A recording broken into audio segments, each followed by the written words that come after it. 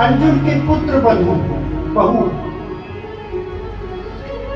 उत्तरा के गर्भ में एक छोटा शिशु पल रहा है। ये बात अश्वत्थामा को पता थी, तो बोले मैं ऐसा करूंगा कि इनके कुल में कोई बचेगा नहीं। उसको मारने के लिए ब्रह्मास्त्र छोड़ दिया। अब महाभारत का युद्ध खत्म हो गया था। भगवान श्री कृष्ण रथ में बैठ गए थे और मुस्कुराते हुए तिरछा देखते हुए द्वारिका जाने की तैयारी कर रहे थे। इतने में वो ब्रह्म अस्त्र आकर के उत्तरा के गर्भ को जलाने लगा, गर्भ को नष्ट करने लगा। इतने में उत्तरा घबराई और घबरा करके चीखते हुए पुकारते हुए भगवान श्री कृष्ण के पास गई। पाहि माम पाहि पाहि महायोगिन,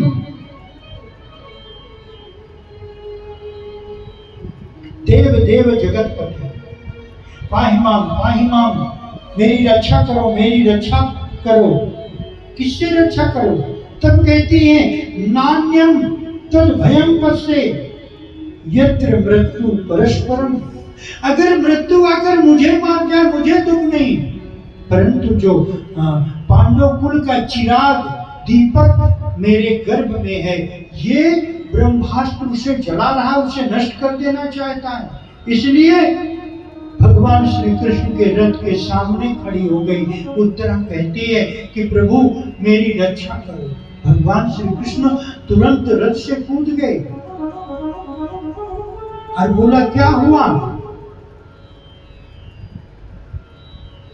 भगवान ले गए, उत्तरा को बैठाया, मन में सोचने लगे कि मैं इसके गर्भ की रक्षा तो करूं, पर जब इसके अंदर मातृ भाव आ गए, जैसे उत्तरा के अंदर मातृ भाव आया, भगवान श्री कृष्ण एक स्वरूप से तो बाहर खड़े हैं, दूसरा सूक्ष्म रूप बना करके गर्भ के अंदर चक्र सुदर्शन लेकर बैठ गए।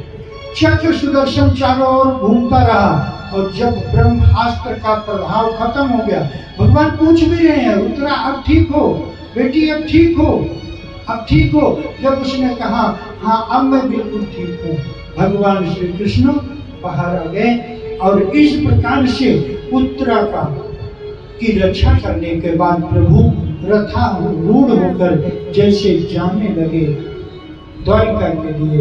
इतने में तो महाराज कुंती माता जो पांडवों की माँ है, कुंती दौड़ करके गई और रथ के सामने खड़ी हो गई।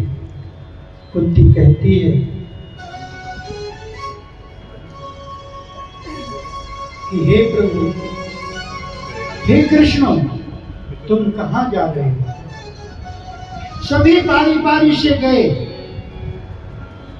भगवान से कहा हे कृष्ण द्वारिकावासिनी, देव देव जगतपते। किसी ने भक्ति मांगी, किसी प्रेम मांगी, किसी ने मित्रता मांगी, पर कुंती